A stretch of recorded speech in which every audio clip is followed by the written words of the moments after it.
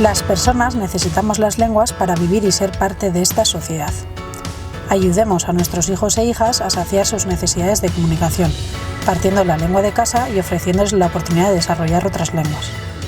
Bizitza komunikazioa da, eta hasieratik aurraren komunikazioa piztea, sustatzea eta laguntzea guztiz onuragarria da. Aurraren zoriontasunari eraginen dio horrek.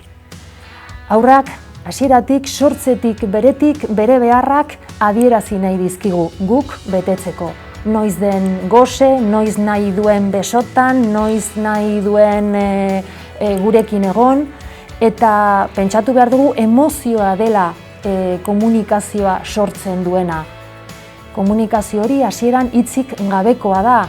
Aurrak mugitu egiten du, keinuak egiten ditu, eta irriotsak egiten ditu, baina goiz samarro hartuko da gizakion arteko harremanetan hitzak, hizkuntzak ze garrantzia duen.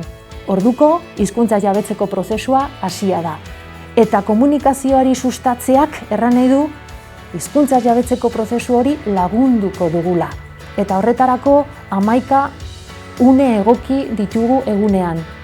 Otorduak, xatarra aldatzeko tartia, umea altzoan dugularik, hoietan hizkuntzaren soinuekin, erritmoarekin jostatzen algara. Hau da, hizkuntza kanten bidez, bertsoen bidez, bihur dezakegu gurasoen eta haurren arteko lokarri, gozagarri, jolasgai divertigarria eta elementu ludikoa.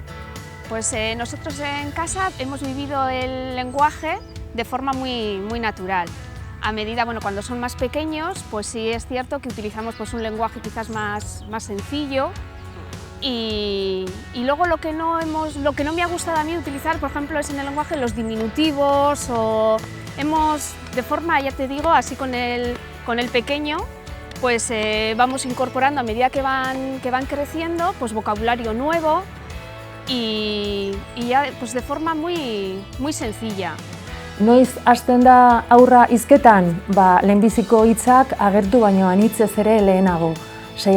eta 10. hilabetearen bueltan aurraren lehenbiziko bokalizazioak azalduko dira. Hau da, solas zezelak, aho puzkerrak, aho jolasak, eta hoiek ulertu behar dugu ezinbertzeko entrenamendu direla gero etorriko diren hitzak hobeki errateko.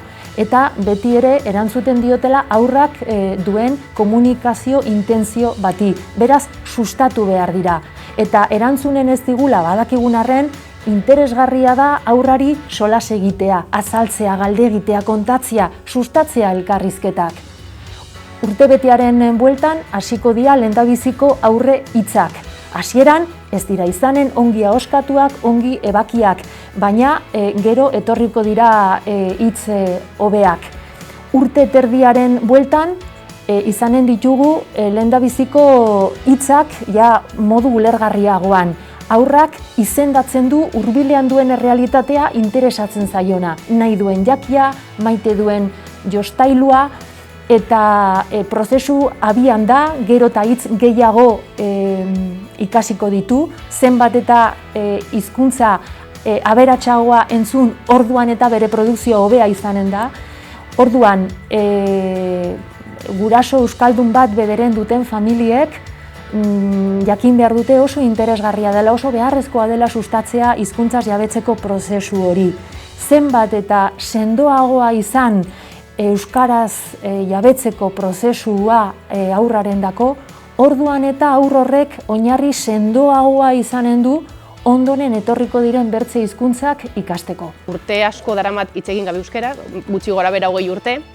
Unibertsitatean kanpora joan nintzen ikasteko Burgosen, eta asko galdu dut euskeraz.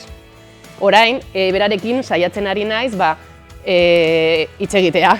Asko kostatzen zait, baina egunero berarekin praktikatzen dut eta poliki-poliki konfiantza gehiago daukat hitz egitea.